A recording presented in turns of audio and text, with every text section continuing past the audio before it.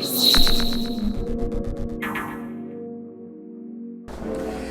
what's going on, Scatterbrains? Thank you for coming back to another episode of Brilliancy. My name is Travis, and today is going to be a video specifically about publishing, writing children's stories, just bringing it to fruition, bringing your vision to fruition. I recorded this video the same day I did the other one, so that summer cold, it's still here from 45 minutes ago. So I haven't really structured the video on exactly everything I'm going to talk about. I'm just going to start talking and kind of see where it takes me. So excuse all of the nasal stuff going on. I'm just trying to kick this summer cold the best that I can. So one of the things that someone said, let me go ahead and shout you out. Who was that? That was Paige K. Excuse me. Paige K says she would like to see more publishing and writing videos. And, just talk about the process of writing. I'm just going to say specifically children's stories, because that is what I work on only. That is what I illustrate. That is what I write myself. I can say now that I am taking the whole month of July. I had a client who I was supposed to be illustrating for, and they pulled out for reasons unrelated to me. And I have a waiting list of people who want me to illustrate their books, but I had to realize that, Travis, your last book came out in 2019, 2 years ago. It's time for you to put out another book. So the whole month of July, I'm focused on my next book, which will be about the Tooth Fairy. The title is secure, the website is, name is secure and all that kind of stuff, but I don't want to speak about anything until it's officially ready to be spoken. But I want to talk a little bit about how I visualize writing original stories, because I think maybe it might help someone who's wanting to write a children's story and wanting to, get into that realm, because I don't think it's very difficult to do. I just think you have to learn how to break stuff down. Now, I am not an expert in any way. I'm just telling you what I think makes sense to me and what has worked for me. So I've jotted a couple of things down just to kind of speak about. But I think that the three things that you have to start off with when you want to write a story, okay, is the who, the why, the what, okay? The who, the why, the what. Those are the three things that I feel like are the makings of a good story, when you know those three things. So by the who, I mean, who is it for? Who is the story for? You got to know who you're writing for, because I feel like when you know who you're writing for, it's easier to write, period. The why is deciding on your intention, and the what is deciding the vehicle. And by intention, I mean, you know who you're writing for. So let's say we're writing for children, obviously, but let's target it and say we're writing for 5 to 8 year olds. Okay, I'm just throwing something out there. So the who is 5 to 8 year olds. Is there a specific gender, or however y'all look at that nowadays, within that sector, is there a who for that? And then the why is, now we know who we're writing for, why are we writing for them? What do we want them to get from the book? Do we want them to feel better about the way that they look? Do we want them to feel better about the way their hair looks? Do we want them to have self-confidence? Do we want them to learn how to overcome grief? Do we want them to learn how to never give up? What is the intention of the book? And that part is where I think a lot of people mess up, because they get so excited about, I just want to do a book. I just want to do a book. But they haven't thought out why they're doing the book in the first place. Okay, granted, to make money. That's the end why. You got to have a foundational why. Okay, because, when I work with clients, because I've started doing consulting work now, this book stuff is it's doing great things for me. I've started doing consulting, and sometimes I ask people, why? Why did you do the book? I just want to do a book. But you need more than that, I feel. Personal opinion. I think you need more of a why. Even if your why is just, I want to tell an exciting adventure. That's enough. That's something. But the why, I don't think should be, I just wanted to write a book. There's got to be more to it than that. And then the vehicle, like I said, is the what. And by vehicle, I mean, what is going to be the thing, the vehicle that tells a story? Now, is there going to be a little boy, a little girl? Is it going to be a circle that can talk and walk? Is it going to be a little puppy dog? That is the vehicle, okay? So I think those 3 foundational steps are what everybody should start off with. And I guess that would apply to all writing maybe, but we're just talking about kids. But I think you start with those 3 things, and then everything else kind of starts to fall into place. So I kind of just started sketching out some ideas for a story. And don't y'all try to go and steal my story or something like that, okay? This is not my story, but we already know it originated from this video as far as I know. So let's say, for example, The Who. The Who is going to be children with disabilities. That is who the story that I'm going to come up with right now on the spot kind of is going to be about. That is who I want my story to speak to. Children with disabilities. The why, I want them to be empowered. That is my intention. I want children, that's my who, to be children with disabilities, to be empowered. That's my who and my why, and the what that's going to tell the story is going to be a circle. So what I wrote down was that I said, I know that my story is about a circle that will have some challenges to overcome. Instead of giving up, they'll find an alternative path to success. Now, that's not going to be like my synopsis that's in Barnes and Noble's website, but now I've kind of framed what the story is going to be about. It's going to be about a circle that has some challenges to overcome. Instead of giving up, they'll find an alternative path to success. And I think that's as far as I went. By the end of the story, they will have the other shapes doing something like them. So I wanted to make it so that by the time the book was over, because the circle has found these alternative ways of living life, the square wants to be like the circle. The triangle wants to be like the circle, yada, yada, yada, yada, yada. And maybe it's a circle that's not a full circle. Maybe the circle is a little oblong, not quite oval, not quite circle, like somewhere in the middle. That's why it's like a child with disabilities, So I think when you make connections like that between characters and real life people, that makes things a little bit easier. After you have come up with that, I think that's like pretty much your outline, is you just write the story. I think the easiest thing for me is to kind of do just like a brain dump, and because my brain is all over the place, is you just start picking out ideas. Just, as stuff comes to your brain, you just write it down. Even if through typing, a lot of times I find myself typing stuff out on my phone, and then I'll send it to my email so I can put it into a Word document. Like all this stuff that I just told y'all, I typed that at 12:18 a.m. on June 27th when I was writing down ideas for videos and stuff. So as ideas come to me, I just start writing it down. So I think you dump your brain out of ideas. Get everything out, because at this point you already know essentially your beginning and your end. I need to blow my nose. Hold on, y'all. All right, sorry about that. So after you've gotten all of that out and you kind of emptied your brain, what I was about to say is that you pretty much have your beginning and your end. So once you know like the who, what, and why, that's pretty much the beginning of your story. Once upon a time, there was a circle who lived in a world that yada, yada, yada, yada. By the end of the story, we know that the circle is going to have overcame some challenges. There are plenty of writing templates that are out there. You can just use Google and look up, children's book writing template. And it will tell you, how to break a story down into the traditional 5 parts of a story. Rise in action, rise in action, climax, falling action, resolution, all of that kind of stuff.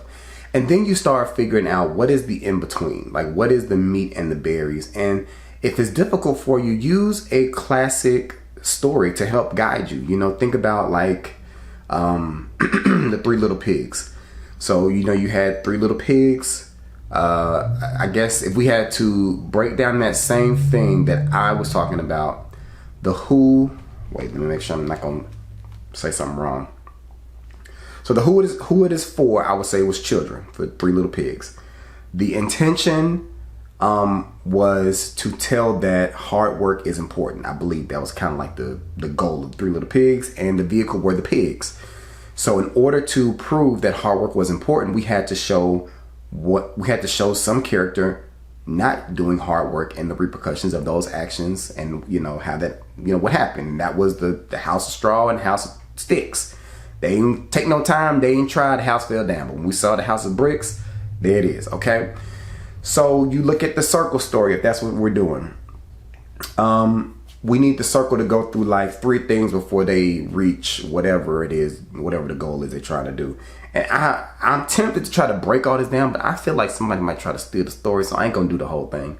So let's say one of the circle's issues is getting around. Okay, a la someone in a wheelchair may find that, we as able-bodied people don't consider how difficult it may be for someone in a wheelchair to get from point A to point B.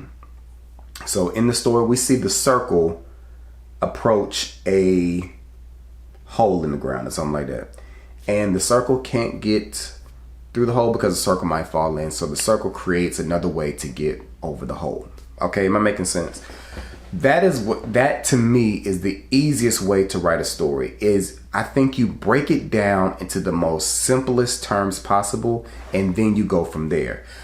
But another way to do that is if you're doing brain dumps where you're just dumping everything out of your mind, organize your brain dumps. So for me, like I said, I'm working on a book right now, and then I'm working on another book that will be the follow-up to my first book. It will be an actual full, complete story. I've brain dumped that story so many times, and I have finally gotten to a place where I'm like, oh my gosh, the skeleton of the story makes perfect sense. And something good that I use that I just thought about is I think Pixar, the film company, does a great job at storytelling. So I found there was it's like a template that they use. Pixar storytelling. Is it rules or formula? I think it's the formula. Might be the same thing. Yeah, so it's like, it says this is the storytelling guide that Pixar uses. And it is, once upon a time there was blank, every day blank, one day blank, because of that blank, until finally blank. So that is pretty much the basis of a story. So like, once upon a time there was a circle who lived in a perfect world. Every day, the circle would struggle to get from point A to point B. One day, the circle came across a magic hole in the ground, and it jumped in. Because the circle jumped in, this happened. While that was happening, that caused this to happen. You could take another step. Because that happened, this caused this to happen. Until finally, one day, the circle realized they were perfect just as they were. You see what I'm saying? Like, break the stories down into simple, outlines like that, and then you can add extra stuff. My struggle is I'm wordy. I am wordy. This book that I'm working on right now, last time I looked at a word count, it was 2,021 words. And I took that as a sign from God that I was doing it right, because, it's 2021, and I was like, oh, I got 2,021 words in this. Because there are guidelines as far as like how many words should be in a story, in a children's story, based on the age. And guidelines are cool, but sometimes you got to say bump them. And that's where I'm at right now. I feel like in order to tell my story the way it needs to be told, I'm just going to write it the way I want to. Will it be wordy? It might be. But I feel like every word is important for now. But, I may go change it later. But you got to organize your thoughts into a way that they make sense. And you got to read and read and read. And this video is mostly for people who are doing everything by themselves. I don't have an editor. I don't have anybody that I'm paying to look over my stuff. Every now and then I may ask a close friend and say, can you read this and tell me if it makes sense? But other than that, I don't have like a person on staff that I'm like, you are my X, Y, and Z. I do everything myself, including illustrating, obviously. And once you've written the story out, like I said, just reread it until you feel like it makes sense to you.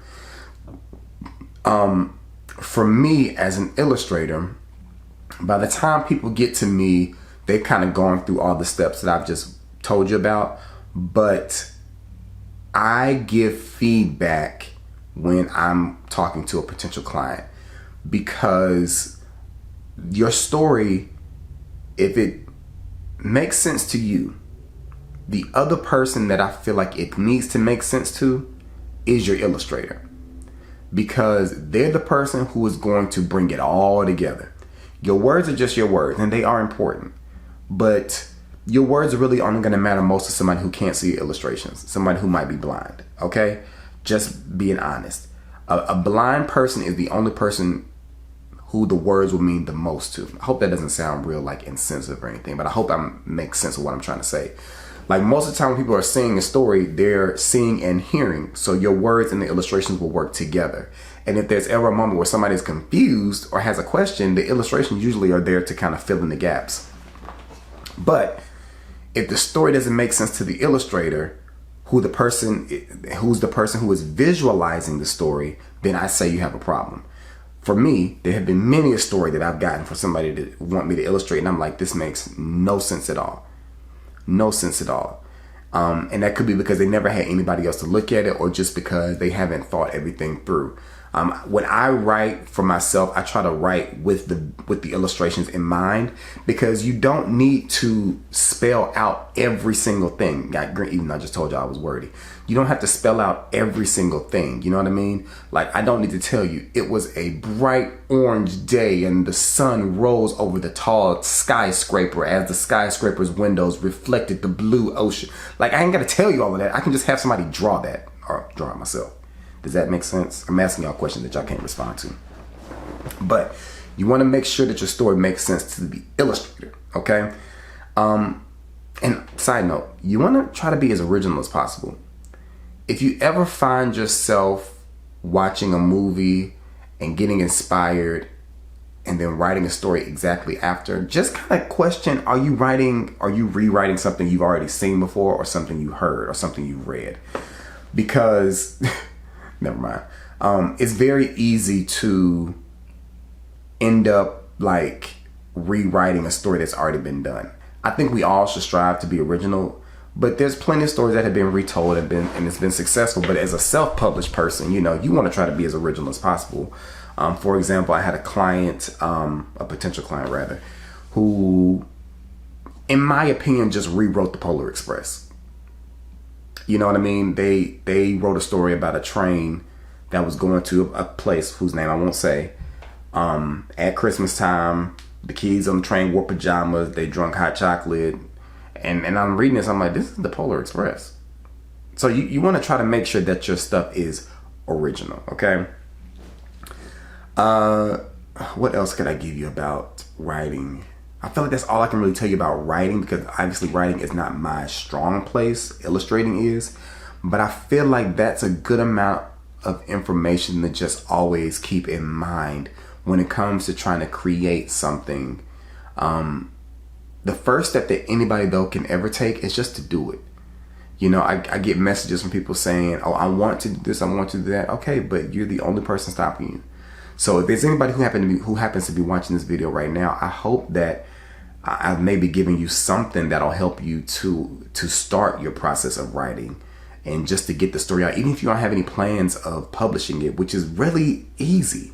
Publishing a book is a very easy thing, very, very easy. It's not as difficult as I think a lot of people think, but I hope this video has given you something that you can work with as far as getting your story out to the world. Let me know if I gave you anything valuable, or if you have any questions or want me to explain something I might have said that didn't make sense. I'd be more than happy to do that, or to make another video, answering those questions. Tell me what you think down. Tell me what you think down in the comments. Remember, as always, to like, comment, subscribe, share, hit the notification. Because I find it interesting. This is small, not even a rant. I have like 8,000 plus subscribers. And I told everybody I was coming back to YouTube. I posted the first video. As of the time that I'm making this video right now, that video only has 77 views. Out of 8,000, I think like 8,600 subscribers, it has 77 views. I'm like, I don't even think that's 1%. I don't even think that's 1% of my subscribers. I'm not good at math. What is 1%? Maybe, let me just check. It might be 86. That might be 10% I'm thinking about, times 1%. No, I'm right. It don't even have 1% of my subscribers. I have not even watched it. Well, it is what it is. So Look at me getting videos out the way and stuff. I'm recording 2 videos a day even after I'm coming off of sickness.